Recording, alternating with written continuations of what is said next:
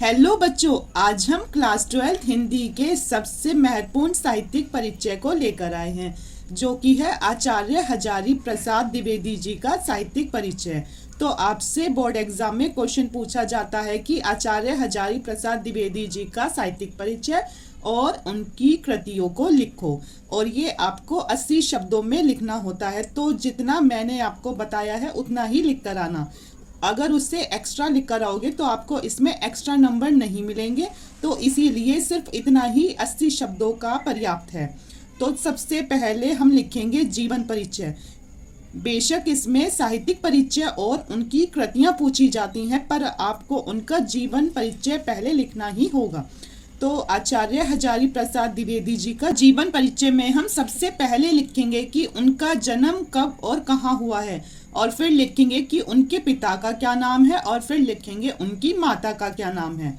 तो आचार्य हजारी प्रसाद द्विवेदी जी का जन्म सन 1907 ईस्वी में बलिया जिले के दूबे का छपरा नामक ग्राम में हुआ था।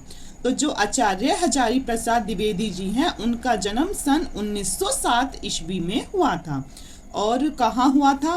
तो उनका जन्म बलिया जिले के, तो जिला कौन सा है? बलिया के दूबे का छपरा नामक गांव में हुआ था। तो इनके गांव का नाम है छपरा।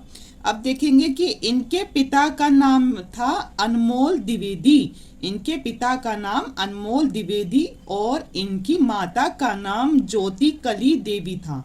इनके पिता का नाम अनमोल द्विवेदी और माता का नाम ज्योति कली देवी था। अब हम लिखेंगे कि इन्होंने कैसे पढ़ाई की, मतलब ये किस उसमें अच्छे थे। इन्होंने हिंदी एवं संस्कृत भाषा का गहन अध्ययन किया। अब हम लिखेंगे कि इन्हें कौन सी उपाधि दी गई।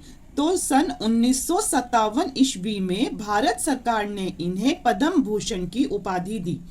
सन 1957 ईस्वी में भारत सरकार ने इन्हें पद्म भूषण की उपाधि दी। अब हम लिखेंगे कि इनकी मृत्यु कब हुई।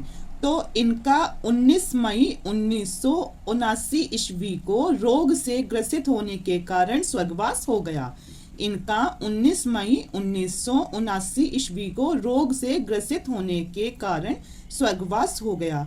आपको इनके जो ये सन है तीनों, इन्हें अच्छे से याद रखना पड़ेगा, क्योंकि एग्जामिनर इन्हीं सनों को देखते हैं। तो आप जीवन परिचय सिर्फ इतना ही लिख कर आना। सबसे पहले इनका लिख देना जन्म, फिर इनका जन्म कब और कहाँ हुआ, फिर लिखना इनके पिता का नाम, फिर लिखना इनकी माता का नाम, और फिर लिखना कि इन्होंने कौन सी पढ़ाई की है, फिर लिखना कि इन्हें कौन सी उपाधि दी गई है, और फिर लिखना इनका कब स्वर्गवास हुआ।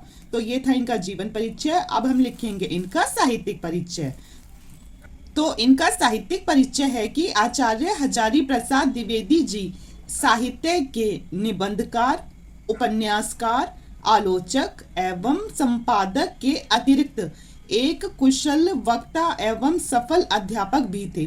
आप इन सबको याद कर लेना कि ताकि जिससे आपकी 3 लाइन तो आसानी से बन जाएंगी कि इन्होंने साहित्य के निबंधकार थे, ये दूसरा उपन्यासकार थे, तीसरा आलोचक थे, चौथा संपादक थे, ठीक है। और उसके अतिरिक्त 5वां ये एक कुशल वक्ता भी थे, और छठा ये एक सफल अध्यापक भी थे, ठीक है।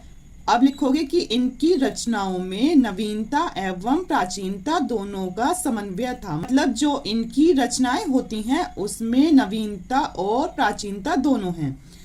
और फिर लिखेंगे इन्होंने अभिनव भारती और विश्व भारती ग्रंथ का संपादन किया। इन्होंने कौन से ग्रंथ का संपादन किया? तो इन्होंने अभिनव भारती और विश्व भारती ग्रंथ का संपादन किया।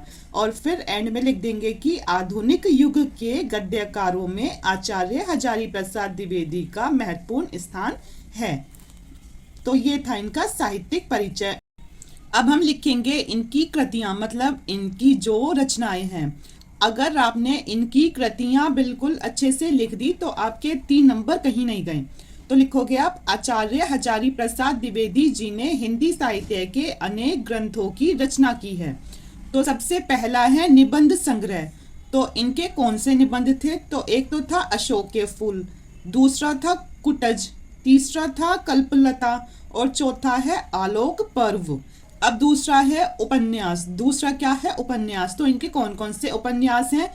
तो एक तो है चारु चंद्रलेख, क्या है चारु चंद्रलेख। दूसरा है बाण भट्ट की आत्मकथा।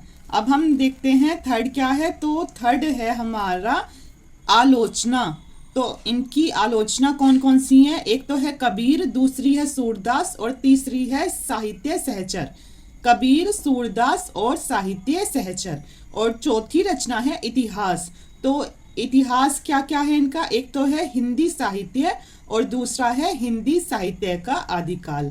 तो इतिहास है हिंदी साहित्य और दूसरा है हिंदी साहित्य का आदिकाल। तो ये था हमारा आचार्य हजारी प्रसाद द्विवेदी जी का साहित्यिक परिचय और उनकी रचनाएं।